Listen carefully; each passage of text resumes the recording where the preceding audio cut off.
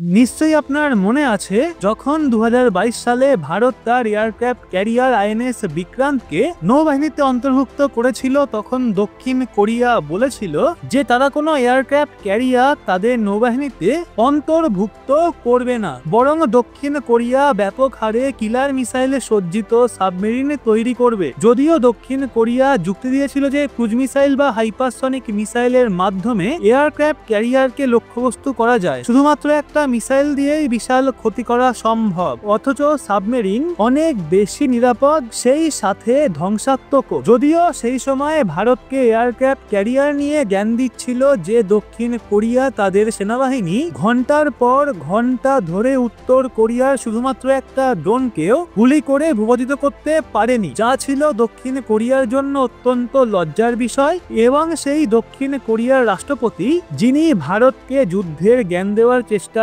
করছিলেন, এখন সেই দক্ষিণ কোরিয়ার সেনাবাহিনী ভারতের ডিপ ব্যাটেল নিয়ে যা বলেছে তা নিঃসন্দেহে অত্যন্ত চমকে দেওয়ার মতো। যেমনটা আমরা জানি, দক্ষিণ কোরিয়া উন্নত হাতিয়ার তৈরির ক্ষেত্রে অনেক এগিয়ে। ভারতও দক্ষিণ কোরিয়ার হাতিয়ারের একজন ক্রেতা, কিন্তু হাইটেক অস্ত্র বানানো সত্ত্বেও দক্ষিণ কোরিয়া সেনাবাহিনী যুদ্ধের ক্ষেত্রে দুর্বল। দক্ষিণ কোরিয়ার সেনাবাহিনীর যুদ্ধ অভিজ্ঞতা একেবারেই নেই। সেন্টার ফর জয়েন্ট ওয়ারফেয়ার স্টাডিজের একটা রিপোর্ট অনুসারে দক্ষিণ কোরিয়ার সেনাবাহিনী এখন তাদের যুদ্ধ সংক্রান্ত দুর্বলতা শনাক্ত করছে।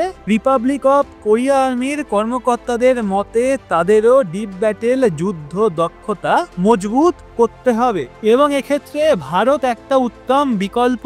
এখানে আপনাকে জানিয়ে রাখা ভালো, ভারত পাকিস্তানের সঙ্গে যুদ্ধ পরিস্থিতিতে যা করেছিল তা একরকম ডিপ ব্যাটেল যুদ্ধেরই অংশ, অর্থাৎ একেবারে ফ্রন্ট লাইন বাহিনী এবং ফ্রন্ট লাইন হাতিয়ারগুলো দাঁড়িয়ে রইল, আর ভারত পাকিস্তানের সমস্ত ফ্রন্ট লাইন প্রস্তুতিকে ফাঁকি দিয়ে সরাসরি পাকিস্তানের অভ্যন্তরের সামরিক ঘাঁটি এবং পরিকাঠামোকে ধ্বংস করে দিল। আর এখন দক্ষিণ কোরিয়ার সেনাবাহিনীও ভারতের এই ক্ষমতা সম্পর্কে ভালোভাবে অবগত হয়ে গেছে। এই সিচুয়েশনে রিপাবলিক অফ কোরিয়া আর্মির মতে দক্ষিণ কোরিয়ার এখন ভারতের সঙ্গে শুধুমাত্র সাধারণ যুদ্ধ মহড়ায় সীমাবদ্ধ না থেকে যুদ্ধ দক্ষতা বৃদ্ধিমূলক মহড়ার দিকে এগিয়ে যাওয়া উচিত, কেননা শুধুমাত্র হাতিয়ার তৈরি করে ফেলা যুদ্ধ জেতার গ্যারেন্টি নয়। দক্ষিণ কোরিয়ার কর্মকর্তারা স্বীকার করেছেন যে ভারত পাকিস্তানের বিরুদ্ধে যা করেছিল সেটা শুধুমাত্র হাতিয়ারের প্রযুক্তিগত শ্রেষ্ঠতা ছিল না, বরং যুদ্ধ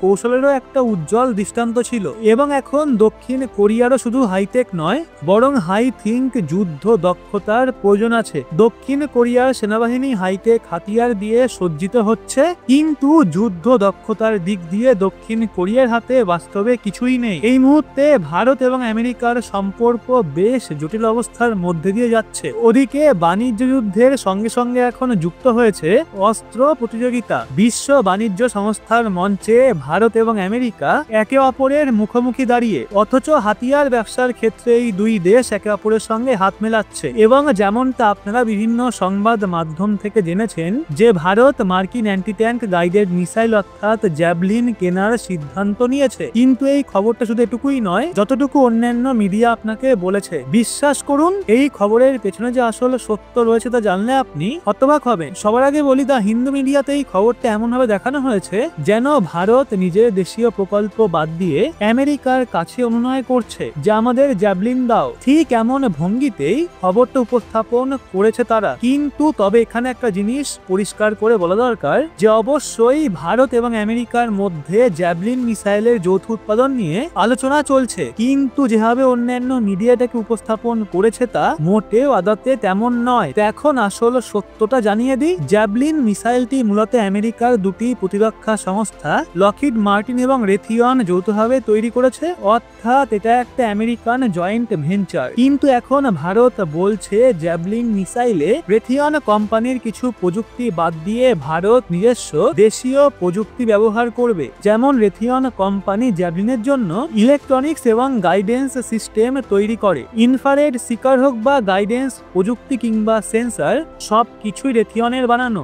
অন্যদিকে লকহিড মার্টিন তৈরি করে জ্যাভলিনের launching tube, air frame, propulsion system এবং সম্পূর্ণ বডি। কিন্তু ভারত আমেরিকার সামনে শর্ত রেখেছে যে এই জ্যাভলিন মিসাইল রেথিয়নের বহু প্রযুক্তি বাদ দিয়ে ভারত তার নিজস্ব দেশীয় প্রযুক্তি বসাবে, কেননা ভারতের প্রযুক্তি অনেক ক্ষেত্রে রেথিয়নের তুলনায় অনেক বেশি নিখুঁত। রেথিয়ন সাধারণত বড় মিসাইলে ভালো ইলেকট্রনিক্স এবং গাইডেন্স প্রযুক্তি দেয়, কিন্তু ছোট আকারের মিসাইলে রেথিয়নের প্রযুক্তি ততটা কার্যকর নয়। অথচ এই ছোট মিসাইল প্রযুক্তিতে ভারত নিজেই একাধিক কার্যকর দেশীয় টেকনোলজি তৈরি করেছে, হোক সেটা হিট সিগনেচার, গাইডেন্স সিস্টেম কিংবা ইনফ্রারেড সিকার। এই প্রযুক্তিতে ভারত চমৎকার সাফল্য অর্জন করেছে। ফলে যদি প্রথমবার ভারত মার্কিন জ্যাভলিন মিসাইল তৈরি করে তাহলে সেটা হবে এমন একটা সংস্করণ যার মধ্যে রেথিয়নের অর্ধেকের বেশি প্রযুক্তি থাকবে না, এবং তার বদলে ভারতের দেশীয় প্রযুক্তি ব্যবহৃত হবে। অর্থাৎ আমেরিকার মূল জ্যাভলিন এবং ভারতের তৈরি জ্যাভলিন